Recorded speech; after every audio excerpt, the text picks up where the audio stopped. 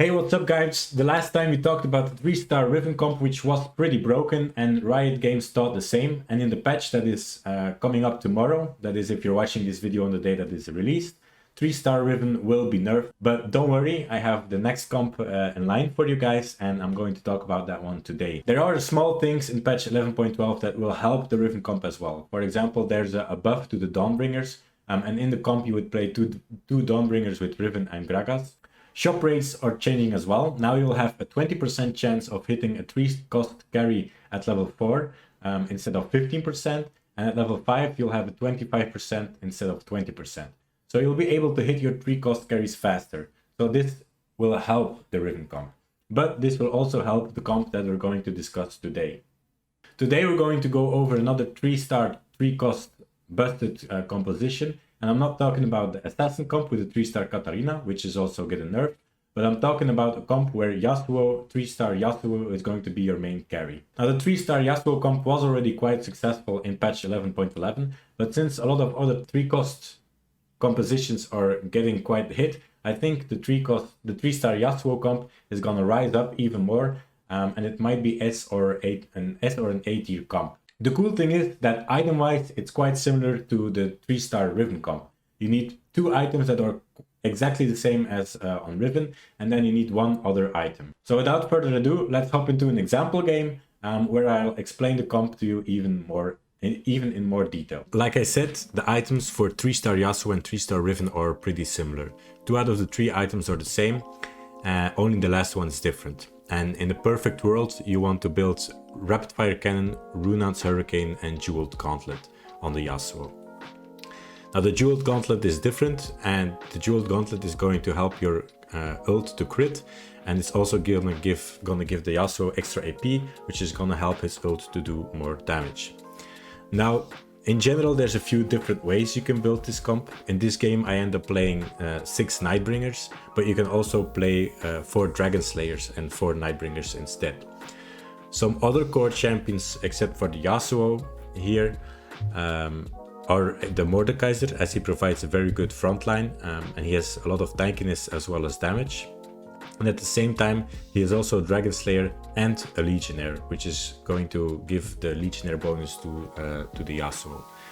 Even if you're not playing the 4 Dragonslayers, you're still going to play most likely 2 Dragonslayers, which is going to be in Mordekaiser and in Diana. Lee Sin is also a core character here, as he provides Nightbringer bonus and a lot of utility and a good frontliner. He is a skirmisher as well, so if you're going to end up playing the 4 Dragonslayer type, then you're going to play the Pantheon and the Trundle, and together with the Lee Sin, you're going to get 3 skirmisher bonus as well then. Last but not least, Diana is a great assassin that can take care of the enemy's backline, and she provides a lot of utility with her ultimate. Her ultimate will lock everyone together around her, which provides a lot of CC, of course. In this comp, you're usually not going to play another assassin, so you're not going to do anything with assassin bonus, but Diana is one of the only champions who has 3 traits, and next to the assassin trait, she also has the Dragonslayer trait and the Nightbringer trait. So again, you're going to get the Dragonslayer bonus together with her and Mordekaiser, and you're also going to get the Nightbringer bonus, which is very useful for the Yasuo as well. So the final comp I'm going to end up having in this game looks something like this. In the front you have your Mordekaiser, your Darius and your Lee Sin. The Darius gives your whole team armor penetration with his trait, with his God King trait, and as well it has he is a Nightbringer, so he provides the 6 Nightbringer bonus together with the other Nightbringers. The Mordekaiser in general is a good frontliner, like I mentioned before, as well as the Lee Sin. Then next to the Yasuo, I'm going to put the Morgana, and she is going to be in front of the Yasuo for whenever assassins try to jump on him, together with the Kindred and the Aphelios. They are actually going to cover the backline, because you prefer the assassins to jump on those units instead of the Yasuo. The Yasuo can attack from the position he is at because he uses a Rapid Fire Cannon, which allows him to attack units that are 2 hexes away.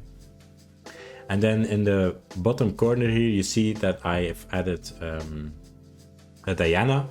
Now, like I said, the Diana isn't just staying there in the corner.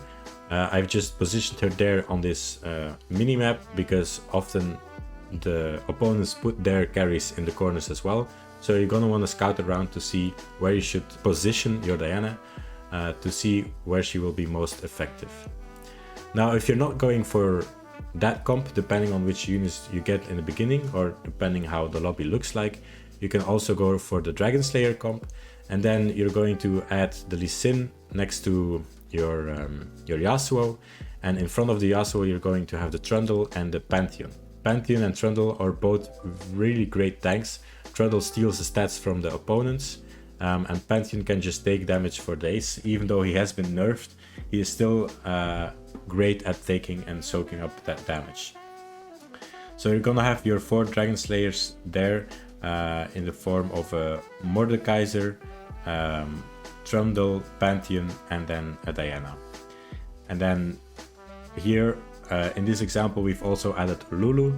Together with the Morgana, she's going to give you the Mystic bonus, which is going to help you to be more resistant against magic damage, like which you need versus a lot of comps, such as the Kael comp, such as the Assassin comp, such as the Vel'Koz comp.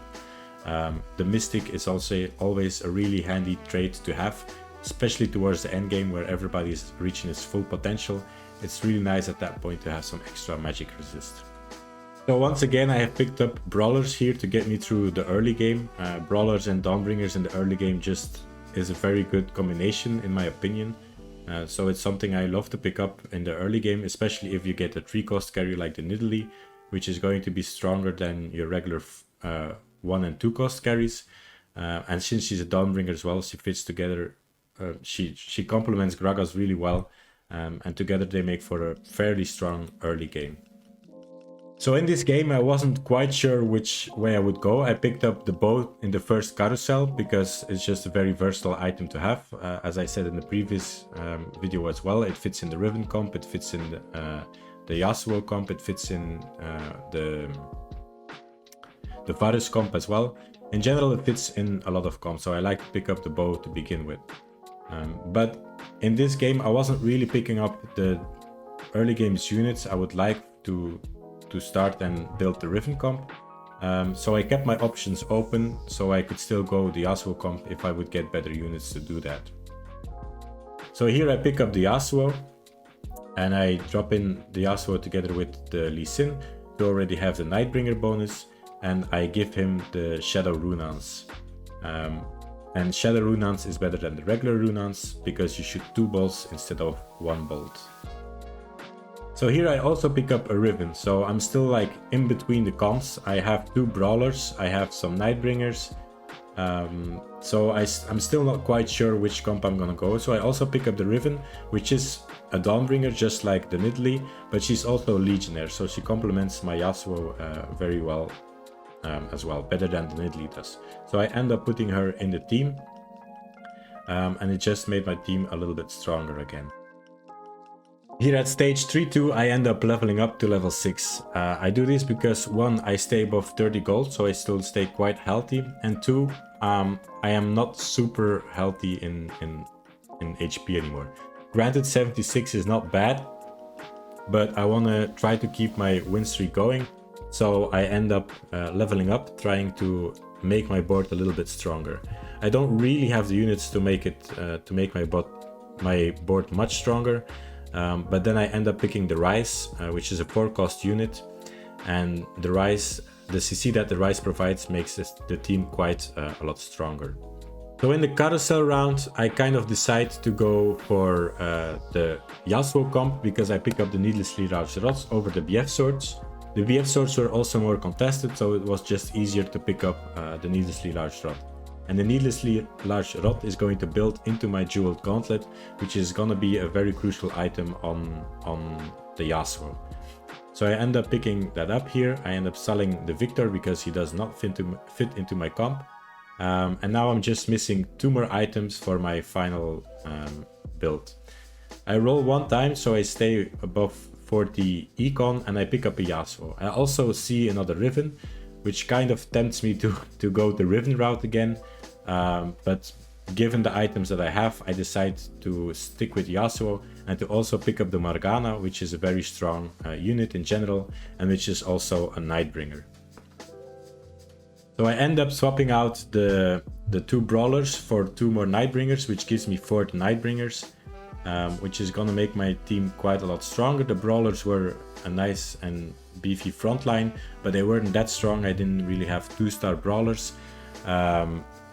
And having 4 nightbringers is gonna make my team quite a lot stronger than just having 2 nightbringers and 2 brawlers, because the brawlers only give those stats to themselves, and the nightbringers, all 4 of my nightbringers get the extra stats. And we do hit the glove here, so that's a little bit lucky. Otherwise, we would have had to look to make another item on Yasuo. Since it's already stage 4-1, it would be greedy to try to hold off even longer. You could still wait till round 4-2 where you pick up another item, but much longer than that, I wouldn't wait to build your 3rd item. We pick up 2 more Yasuos here, so we finally have our 2-star Yasuo. And we are also level 7, so from here on out we can start rolling for a 3-star Yasuo. We're going to slow roll a little bit, but we are quite low on health already. We're at 55, but now that we picked up our 2-star Yasuo, we should start winning again, because this is a huge power spike for us. Plus we also have the final item on him. So if you do not have the final item, or if you don't have your 2-star Yasuo at this point and you're running low on health, I do recommend to roll down a little bit here on level 7. Roll down till 30 gold or a little bit more if you need to at least hit your 2-star Yasuo. As you can see here, I roll a little bit. I go to 49 because I want to pick up the Sejuani, but I don't roll any more than that because I feel like my board is pretty strong right now. I also add the Zephyr onto the Rise, and just in general, Zephyr is a very, very good item, especially towards the late game, because if you can Zephyr one of the carries or one of the front lines even of another team, they are out of combat for the first 6 seconds of the game, which is quite long actually, the first 6 seconds of the game. And especially if you can take out the main carry of their team for the first 6 seconds of the game, that's like a huge difference. Now that I'm level 7, I also try to see what my strongest board could be. And I add an Ivern here, which is just a very nice unit in general. Ivern always adds a lot of CC, and especially towards the late game, if you can combine the Ivern with a Volibear, that's just a very strong combination to have. Both provide a lot of CC, and both have the Revenant bonus, which means they basically have a Guardian's Angel. Now in this game I don't end up playing the Volibear Ivern combo because I want to go for the 6 Nightbringers, but if it's ever something you can do, it's just a great combination of champions to have. The next carousel here, I'm going for the item over, I'm going for the champion over the item, because I would really like to have a Kindred in my team. If you're playing the 4 Nightbringers, you're probably also going to have an Aphelios in your team, which is also a ranger, just like the Kindred. So together they are 2 rangers, so you get an extra bonus there, and you can put the Kindred next to your Aphelios and next to your Yasuo, and then the Kindred is going to protect them from assassins, and her ult will also keep them alive longer, which helps them to deal out more damage. Now we end up picking up a loss here, and that loss, as you can see, was pretty close, and most likely that loss could have been prevented if I just used the items on my bench. There are still 4 unused items on my bench, and I already have the perfect items on my carry, so I should just start building these items and build them on the other champions in my team. Now what I have on my bench, the reason I didn't do it here is probably because I wanted to build a Frozen Heart on the Diana once I would hit Diana. Frozen Heart is just a very good item on Diana, because Diana jumps to the backline and applies the Frozen Heart debuff onto the whole backline. So that's why I probably held off here, but it cost me a loss, which cost me a lot of money in the end, because I would have been win streaking if I had just used my items here. At stage 5-1 here, I roll down a little bit. I keep slow rolling because I'm for this stage still decently healthy in HP. I am in 5th place currently, so I'm at 46. So it wouldn't be a shame to roll down here to try to hit the 3-star Yasuo already. But I feel like my board is pretty strong. And I'm not gonna take big losses here. So I'm a little bit greedy and I decide not to roll all the way down. And then at stage 5-2, I do pick up the 3-star Yasuo. Great success. At which point I'm going to decide to go up to level 8 to try to hit the Diana or Darius to add to my team comp. I decide not to level up here at 5-2 and stage 5-3 because I would need 38 gold to go to level 8, which would put me below 30 gold. And since I feel like my board is quite strong right now, I end up greeding a little bit and waiting a few more rounds. So when I do level up, I'm still above 30 gold and I'm still quite healthy in econ, which will help me to hit the right champions later on. So then at 5-5, I do end up leveling because I stay above 30 gold when I go to level 8, which is still reasonably decent. I'm still going to pick up quite a lot of econ. And now that I'm level 8 with decent econ, I can start looking for the last few champions for my comp, which are a Diana and which are a Darius. Here at 5-6, I end up picking up the Diana and I switch her out for the Volibear. And like I said before, I was greeding with my items because I wanted to build the Frozen Heart on my Diana. And as soon as I hit the Diana, I decide to build the Frozen Heart on top of her. Here at 5-6, I should have just sold the Ivern for econ.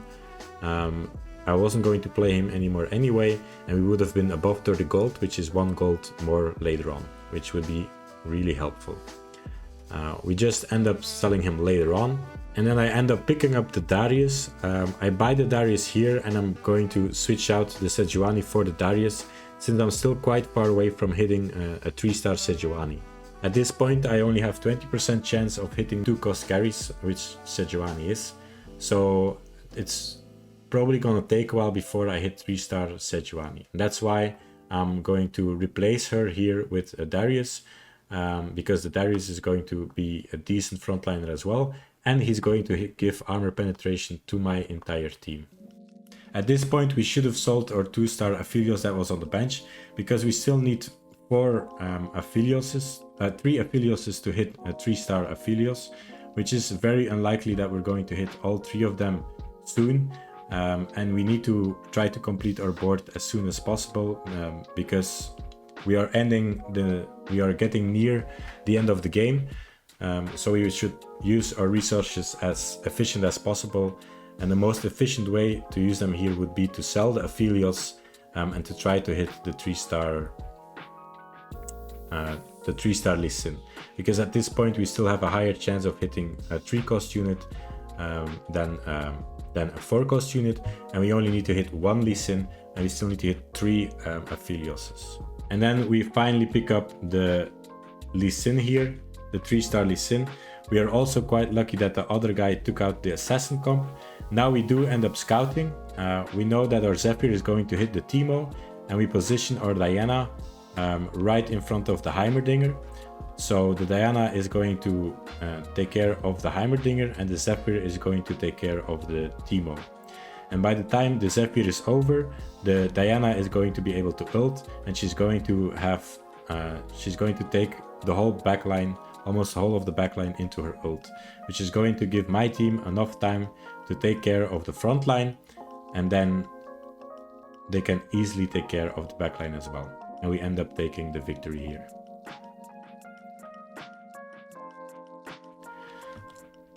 So, as you can see, just like the previous game, not everything went perfect, but if you know what items a comp need, and if you know the basics on how to position and how to build your comp around your carry, then it's still quite easy to pick up victories. So if you had success with the Riven comp, I definitely recommend trying this one out, especially in a new patch where I feel like this comp is going to become way stronger. You can do it with 6 nightbringers, or you can try the variation where you use 4 nightbringers and 4 dragonslayers. Both are pretty strong and both are quite fun to play. So that's it. Good luck with climbing, and I see you in the next video.